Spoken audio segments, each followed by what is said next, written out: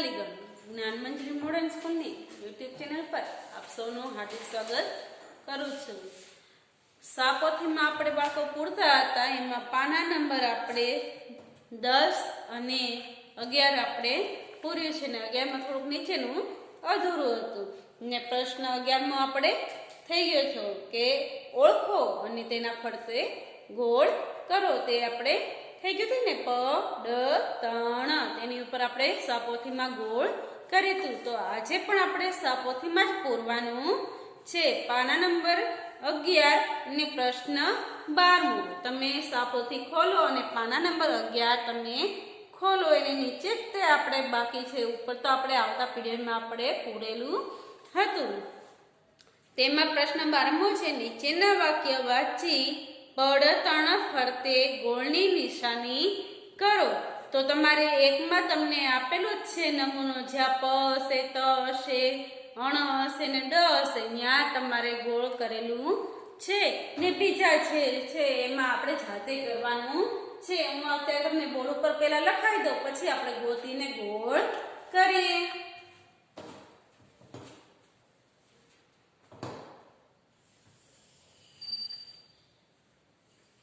પહેલું પ રા ગ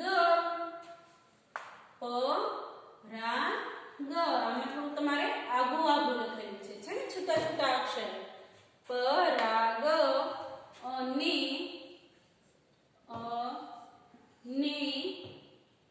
તરલા ત ર લા તરવા તરવા જાય છે। શું લખ્યું છે પરાગ અને તરલા તરવા જાય છે। પછી બીજું છે પરાગ પરાગ અને તરલાને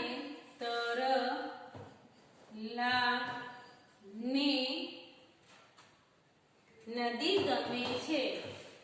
નદી ગમે છે પરાગ અને તરલાને નદી ગમે છે। ત્રીજું પરાગ અને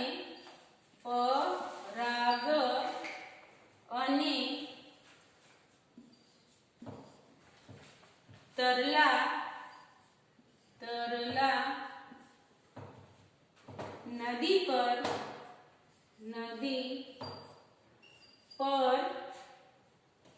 જાય છે।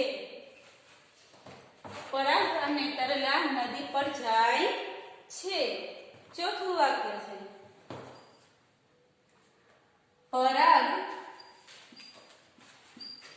પરાગ રેતી વડે પહાડ બનાવે છે।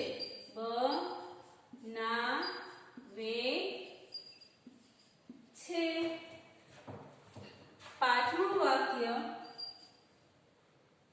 તરલા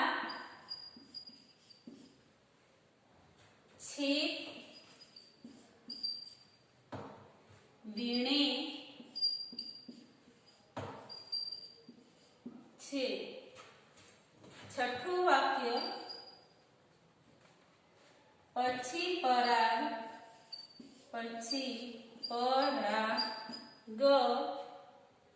રેતી પર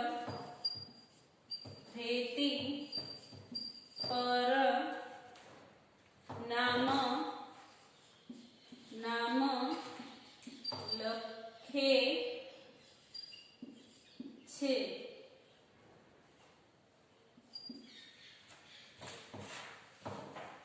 સાતમું વાક્ય છે નદીના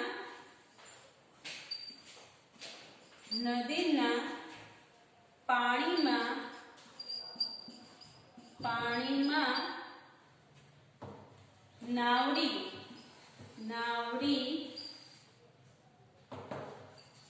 તરે છે. આઠમું વાક્ય પરાગ અને તરલા નાવડીમાં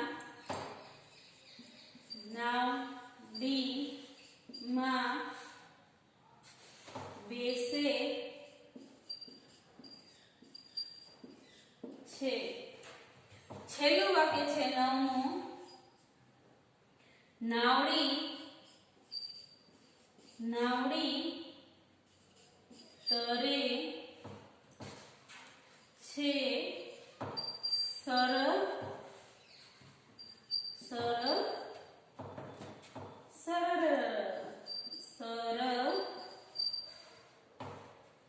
સર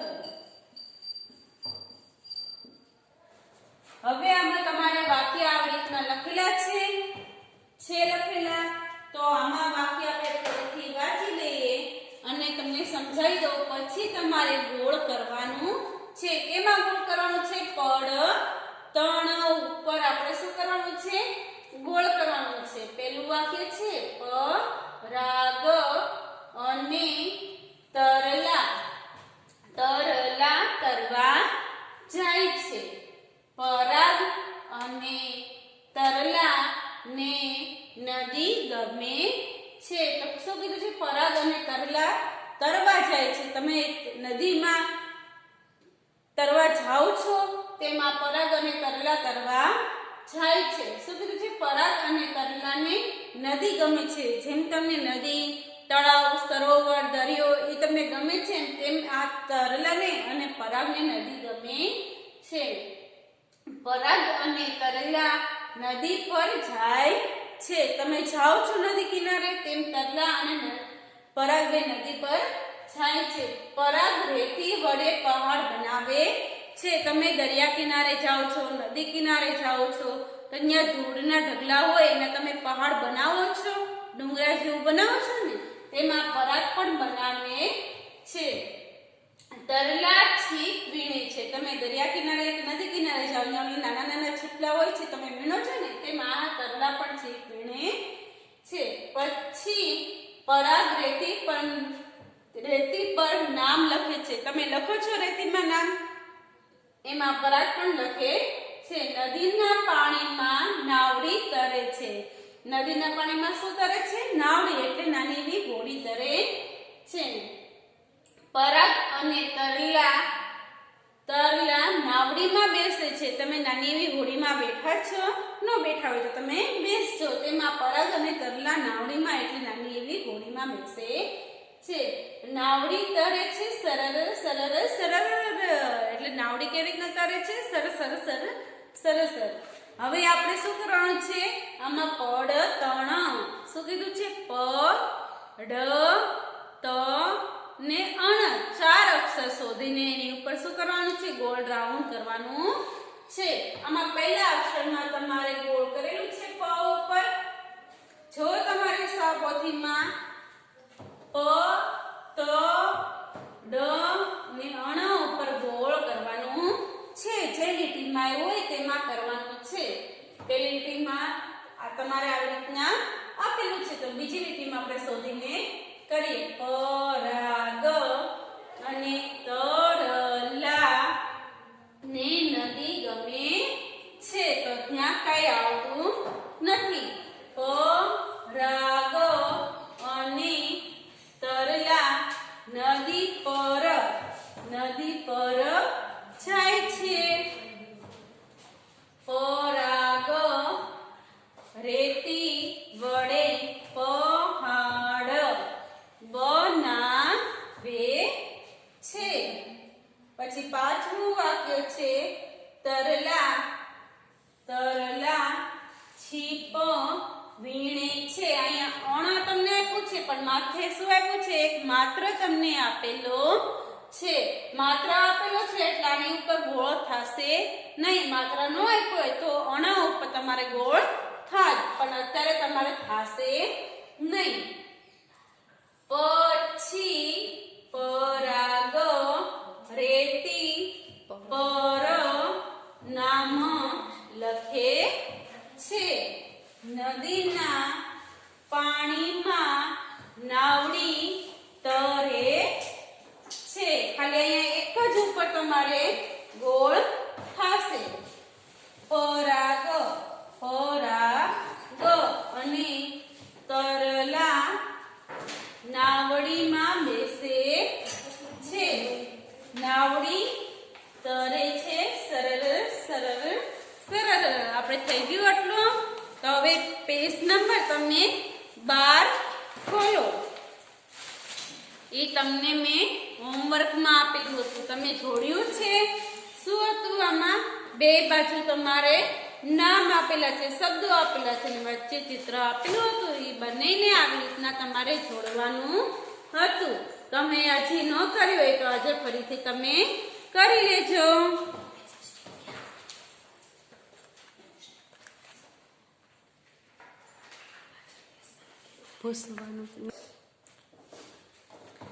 પાના નંબર 13 અને 14 એ આપણે લેસનમાં લાવવાનું છે. એટલા માટે તમારે પાના નંબર 15 ખોલો. એમાં પ્રશ્ન છે 17. ચિત્ર જુઓ, નામ વાંચો અને નામ નીચે લખો. અહીંયા તમારે કેટલા બધા સરસ મજાના ચિત્ર તમારે આપેલા છે. એની નીચે તમારે શું લખેલું છે? નામ લખેલા છે. તો અહીંયા શેનું નામ છે? પેલા ચિત્ર જુઓ, શેનું લખેલું છે? નામ નીચે કંઈક લખેલું છે. વાંચો તો તમને આવડે છે વાંચતા. અહીંયા ગણપતિ દાદાનું ચિત્ર દોરેલું છે. નીચે શું લખેલું છે? ગણપતિ. પછી અહીંયા સમડીનું ચિત્ર છે. પછી નીચે શું લખ્યું છે? સમડી. છાબડી. સાણસી. ગિરનાર. રકાબી. કાકડી. તીર. કાતર. દાડમ. દાદાજી.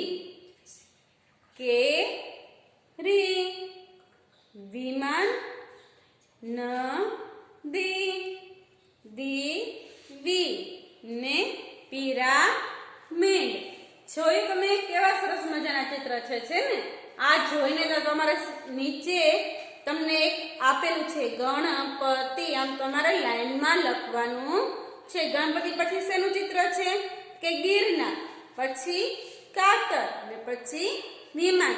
એ હું તમને બોર્ડ ઉપર તમને લખાવું છું. તેવી રીતના તમારે લખવાનું છે. તમારે નાની લીટીમાં લખવાનું છે, મોટી લીટીમાં તમારે લખવાનું થતું નથી.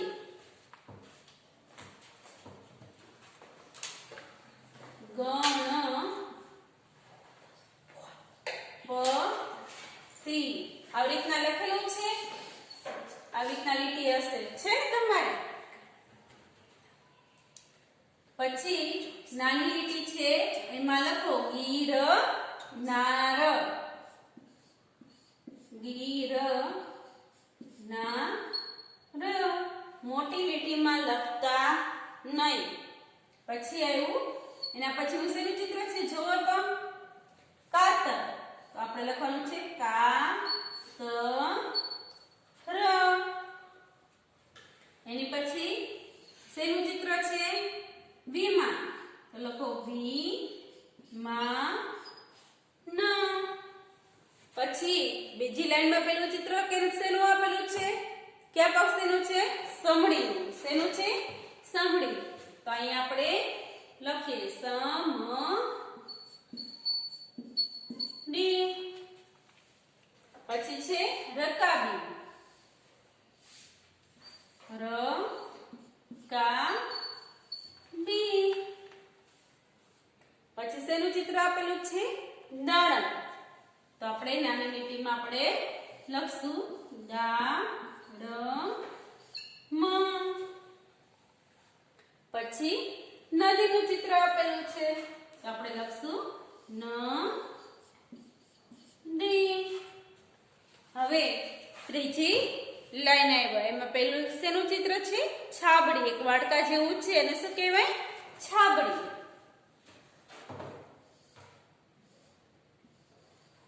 છાબડી. પછી છે કાકડીનું ચિત્ર. કાકડી.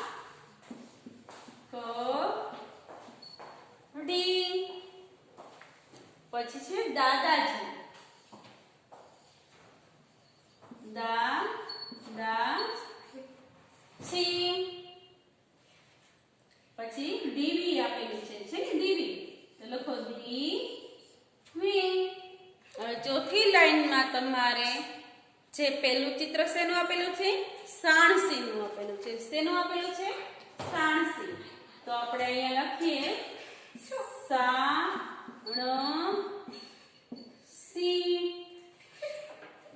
પછી શેનું ચિત્ર આપેલું છે? તીર.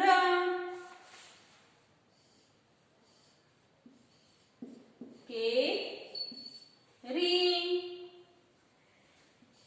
ને સૌથી છેલ્લું છે પિરામિડ. શું છે?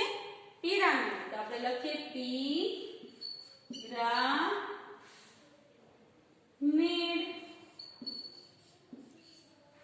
લખ્યું આવી રીતના. તમારે નીચે સરસ મજાની લીટી કરેલી છે. તમારે લીટી કરવાની થશે નહીં એટલે તમારે સરસ મજાના અક્ષરે નાના અક્ષરે તમારે લખવાનું છે. હવે પાછળનું પેજ ખોલો. પાના નંબર 16 છે તે આપણે લખીએ. પ્રશ્ન 18 છે ખાનાપુરી શબ્દ બનાવો. હવે તમારે અહીંયા ખાના દોરેલા છે. અમુક મૂળાક્ષરો તમારે લખેલા છે ને ચિત્ર પણ સાથે દોરેલા છે. શેનું ચિત્ર છે પેલું? તો કે બકરીનું. ને પછી કરવત છે ને. જો તમે ખાસ હું તમને બતાવું છું. જો તમે શેનું ચિત્ર દોરેલું છે? પેલા બકરીનું, પછી કરવત ને અહીંયા બીજું છે શેનું ચિત્ર દોરેલું છે? તમારા ઘરે બારી તો ઘણી બધી હશે તેવી જ અહીંયા બારીનું ચિત્ર તમારે આપેલું છે. ને અહીંયા બાજરી છે. બાજરો ને બાજરી આવે ને એનું બાજરીનું ચિત્ર તમારે દોરેલું છે. પછી છે નાની એવી કીડી ને પછી સાડી. તમે તો સાડી તમારા મમ્મી પહેરતા હશે તે તમે સાડી તો જોઈ જ હશે ને કીડી પણ તમે જોઈ હશે. ને અહીંયા છે ઈસનું ચિત્ર. જે ખાટલાના પાયે આવે છે ને શું કહેવાય? ઈસ. ને અહીંયા છે નિસરણી. શું છે? નિસરણી. તમારા ઘરે નિસરણી હશે ને અમુકના ઘરે હોય અમુકના ઘરે ના હોય એટલે આ શું છે? નિસરણીનું ચિત્ર દોરેલું છે. પછી અહીંયા છે બરણીનું ચિત્ર છે. શેનું છે? બરણી. કાચની બરણી તમારા ઘરે હશે તમે ના જોયું હોય તો જોઈ લેજો. પછી છે સાવરણી. તમે કચરો તમારા મમ્મી કે બેન કચરો કાઢતા હશે તે તમે સાવરણી તો તમે જોઈ જ હશે. દીપક એટલે દીવો. આ શેનું ચિત્ર છે? દીવાનું. એને શું કહેવાય? દીપક. ને પછી અહીંયા પગનું ચિત્ર તમારે આપેલું છે.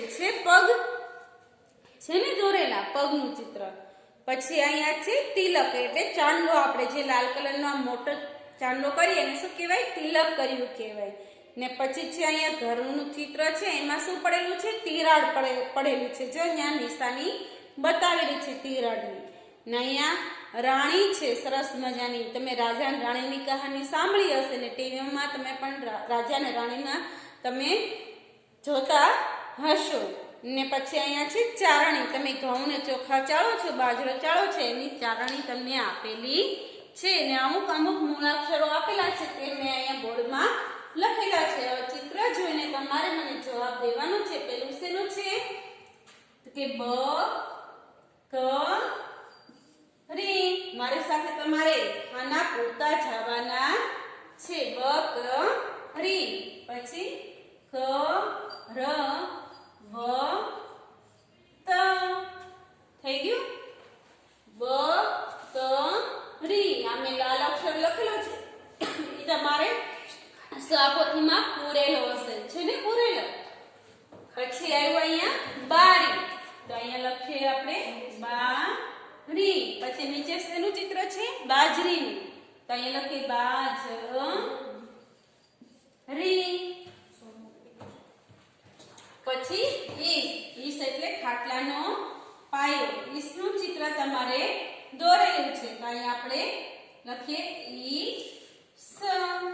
પછી મી સ ર અણી. પછી એ પૂછે તમને કીડી અને સાડી, તો અહીંયા આપણે લખીએ કીડી. અહીંયા સાડી. પછી તમારે શેનું ચિત્ર આપ્યું છે? બરણી અને સાવરણું. તો પહેલા શું લખીએ? અહીંયા સાવરણું. સા વ ર અણી. ને પછી બ ર અણી. હવે દીપક. દીપક એટલે દીવો. તમારે અહીંયા દીવાનું ચિત્ર છે, તો આપણે શું લખવાનું છે? દીપક. દીપક. પછી શેનું ચિત્ર આપેલું છે? પગનું, તો અહીંયા લખીએ પગ. પછી અહીંયા તિલક આપેલું છે, તો અહીંયા તી તો કરેલું જ છે, તો નીચે લખીએ તિલક. પછી એક ઘર આપેલું છે, એમાં તિરાડ પડેલી છે, તો આપણે અહીંયા શું લખીએ? તિરાડ. પછી રાણીનું ચિત્ર આપ્યું છે, તો અહીંયા રા કરીએ તો શું થઈ જાય? રાણી. પછી ચારણી છે, તો અહીંયા ચારણી. અહીંયા સુધી આપણે પૂરું કરવાનું છે. હવે તમે પેજ નંબર 13 અને 14 તમારે લેસનમાં લાવવાનું છે, તો અહીંયા આપણે હોમવર્ક લખીએ. HW તમે રફ નોટમાં આજની તારીખ લખી નાખો 6/1/2021.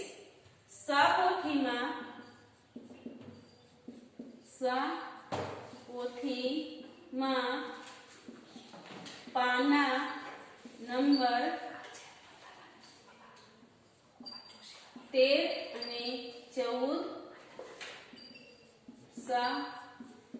પોથીમાં જ પૂરો. આપણે રફ નોટમાં લખવાનું નથી, આપણે સાપોથીમાં જ પૂરવાનું છે. અહીંયા શું આપ્યું છે? પડતણ ને ઈ ને પીડી તીણી ઈ. એ તમારે ઘૂંટીને નીચે લખવાનું છે. ને પાછળ છે પ્રશ્ન 15 અને 16. 15 માં છે વાંચો અને લખો. અહીંયા શબ્દ આપ્યા છે, તમારે વાંચીને નાની લીટી તમારે આપેલી છે એમાં લખવાનું છે. મોટી લીટીમાં તમારે લખવાનું થતું નથી. તેવી જ રીતના નીચે 16મો પ્રશ્ન છે, વાંચો અને લખો. આમાં વાક્ય આપેલા છે, તે તમારે નાની લીટીમાં લખવાનું રહેશે. આવજો, આભાર.